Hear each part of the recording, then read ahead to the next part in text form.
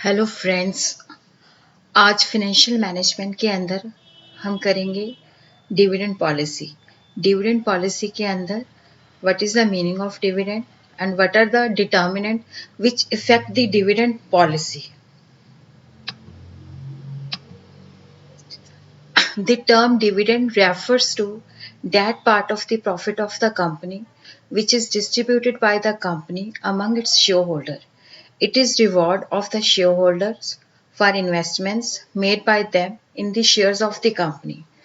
Company के पास जो भी प्रॉफिट होता है, नेट प्रॉफिट, टैक्स देने के बाद जो भी प्रॉफिट बचता है वो दो हिस्सों में डिवाइड हो जाता है, एक डिविडेंड और second is retain earning. Dividend company को डिसीजन लेना पड़ता है कि डिविडेंड जो है शेयर होल्डर को कितना देना है और कितने पैसे जो है अपने पास रिटेन करने हैं फ्यूचर के अंदर कंपनी की ग्रोथ के लिए।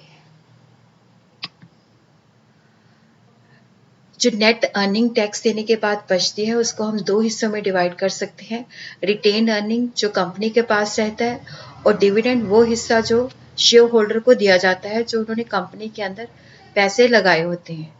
डिविडेंड पॉलिसी जो है लॉन्ग टर्म फिनेंसिंग को भी इफेक्ट करती है और शेयर होल्डर की वेल्थ को भी इफेक्ट करती है, और इसलिए कंपनी ने डिविडेंड पॉलिसी जो है बहुत ही सोच समझ के बनानी होती है ताकि शेयर होल्डर की वेल्थ भी मैक्सिमाइज हो जाए, कंपनी की ग्रोथ भी बनी रहे।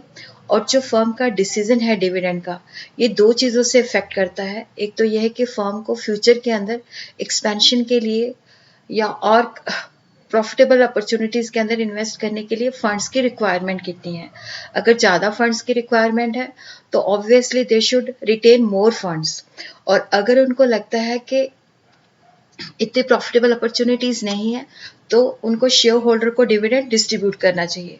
और ये भी डिपेंड करता है कि जो शेयर होल्डर्स हैं उनकी कैटेगरी किस तरह की है। अगर वो रिटायर्ड पर्सन है, ओल्ड पर्सन हैं जिनको रेगुलर इनकम चाहिए तो डेफिनेटली उनको रेगुलरली डिविडेंड देना पड़ेगा। और अगर शेयर होल्डर जो है income tax high income tax bracket के अंदर आते हैं या रिस्क टेकर है जो चाहते हैं कि लॉन्ग रन के अंदर उनकी शेयर की वैल्यू मैक्सिमम हो, तो वो चाहेंगे कि कंपनी रिटेन ज़्यादा करे। What are the factors which affect the dividend policy? क्योंकि जो कंपनी जो है एक सुटेबल डिविडेंड पॉलिसी उसको बनानी पड़ेगी, क्योंकि शेयर होल्डर्स को भी वो नाराज नहीं कर सकती और जो कल को एक्सपेंशन अपॉर्चुनिटीज है कंपनी के पास उसको भी वो यूटिलाइज करना चाहती है, तो उसको एक बैलेंस बना के रखना पड़ेगा। और डिविडेंड पॉलिसी के अंदर कुछ फाइनेंशियल कंस्ट्रेंट्स भी होते हैं, कुछ लीगल रिस्ट्रिक्शंस भी होते हैं जो डिविडेंड पॉलिसी को इफेक्ट करते हैं। फर्स्ट पॉइंट है लीगल रिस्ट्रिक्शन।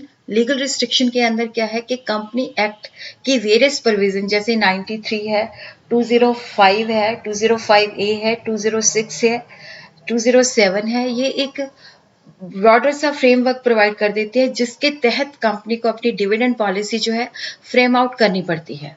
एक तो कंपनी जो है करंट प्रॉफिट के अंदर से या प्रीवियस ईयर के प्रॉफिट से ही डिविडेंड डिस्ट्रीब्यूट कर सकती है, या कंपनी अगर कोई गवर्नमेंट ने गारंटी के तहत कोई पैसा दिया है उनके अंदर से डिविडेंड प्रोवाइड कर सकती है। और डिविडेंड देने से पहले डेप्रिसिएशन की प्रोविजन होनी चाहिए, और अगर जो डिविडेंड है वो कैपिटल के अंदर से नहीं दिया जा सकता। सेकंड जो है magnitude and trend of earning. जितना ज़्यादा कंपनी का प्रॉफिट होगा उतना ही ज़्यादा वो डिविडेंड दे सकती है। ट्रेंड ऑफ अर्निंग का मतलब है कि अगर अर्निंग स्टेबल है, अर्निंग आगे से इंक्रीज हो रही है तो डिविडेंड भी वो आगे से ज़्यादा दे सकती है। बट अगर प्रॉफिट की मात्रा कम है और ट्रेंड ऑफ अर्निंग भी जो है स्टेबल नहीं है तो उस सिचुएशन के अंदर कंपनी को बहुत ही रैशनली डिसाइड करना पड़ेगा कि कितना डिविडेंड देना है।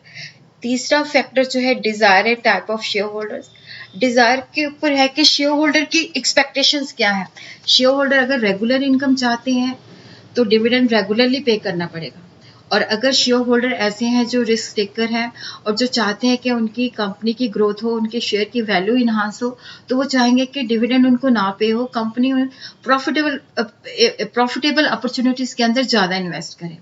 फिर है नेचर ऑफ इंडस्ट्री। अगर इंडस्ट्री स्टेबल है जहाँ पे सेल स्टेबल है, प्रॉफिट स्टेबल है, अर्निंग आगे से इंक्रीज हो रही है, तो उस सिचुएशन के अंदर कंपनी ज़्यादा डिविडेंड पे कर सकती है रेदर देन उस इंडस्ट्री जहाँ पे सेल स्टेबल नहीं है, अर्निंग स्टेबल नहीं है।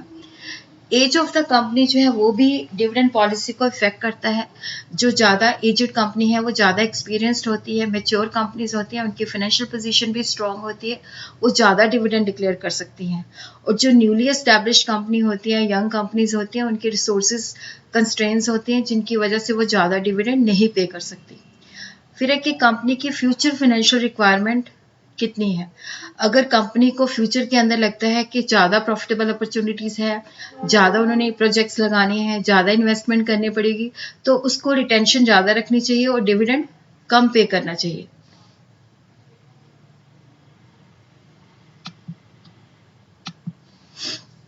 कई बार गवर्नमेंट भी रिस्ट्रिक्शंस लगा देती है क्या इस अमाउंट से ज़्यादा डिविडेंड नहीं दे सकती। और कई बार इन्फ्लेशन भी जो है डिविडेंड के ऊपर कंस्ट्रेन का काम करती है। कंपनी जो हर साल एसेट के ऊपर डेप्रिसिएशन डिडक्ट करती है वो बेसिकली रिप्लेसमेंट के लिए यूज़ होता है। और इन्फ्लेशन की वजह से क्या होता है कि एसेट की वैल्यू इंक्रीज हो जाती है और डेप्रिसिएशन जो पैसा इकट्ठा होता है वो इतना सफिशिएंट नहीं होता कि हम एसेट को परचेज कर सकें। तो कंपनी उस वक्त प्रॉफिट के अंदर से यूज़ करती है, तो डिविडेंड के लिए कम पैसे बचते हैं। कई बार जो शेयर होल्डर्स हैं उनको भी ये डर लगता है कि अगर कंपनी डिविडेंड ज़्यादा डिस्ट्रीब्यूट कर देगी तो उनकी वोटिंग पावर, उनका डिल्यूशन जो है, कंट्रोल जो है डिल्यूट हो जाएगा।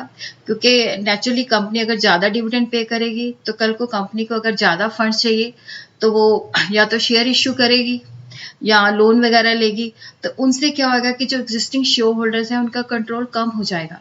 तो उसकी वजह से भी वो चाहते हैं कि डिविडेंड जो है कम होना चाहिए। कई बार इंस्टीट्यूशनल इन्वेस्टर्स होते हैं, उनकी भी रिक्वायरमेंट होती है, वो भी डिविडेंड पॉलिसी के ऊपर अपनी टर्म्स एंड कंडीशन इम्पोज करते हैं। अगर कंपनी की अर्निंग स्टेबल है, कंपनी की सेल्स स्टेबल है, कंपनी की कैश पोजीशन अच्छी है, तो कंपनी को रेगुलरली डिविडेंड पे करना चाहिए। और सेकेंडली जो डिविडेंड पॉलिसी के अंदर इफेक्ट करती है लिक्विड रिसोर्सेज का। जब भी कंपनी डिविडेंड डिक्लेयर करती है विद इन 30 डेज के अंदर हर सिचुएशन के अंदर इनको डिविडेंड पे करना पड़ेगा। तो अगर इनकी कैश पोजीशन स्ट्रांग है तभी ही इनको डिविडेंड डिक्लेयर करनी चाहिए।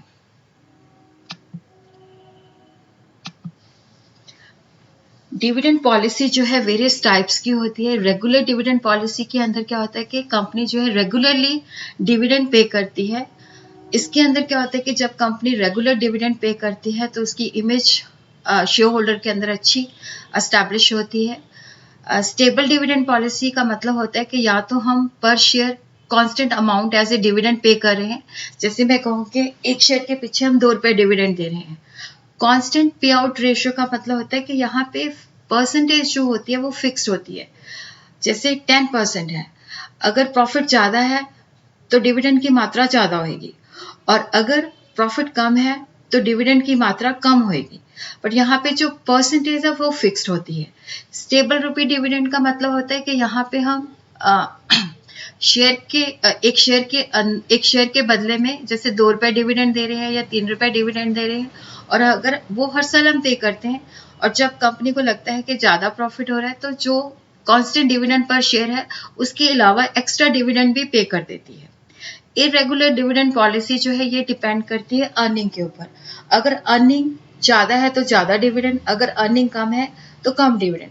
यहाँ पे क्या होता है कि रेगुलरली डिविडेंड नहीं दिया जाता, जिस साल प्रॉफिट है उसी साल ही डिविडेंड दिया जाएगा, अदरवाइज नहीं दिया जाएगा। नो डिविडेंड पॉलिसी का मतलब होता है कि यहाँ पे कंपनी के पास इतने प्रॉफिट सफिशिएंट नहीं है, यहाँ पे वो डिविडेंड डिक्लेयर नहीं करती।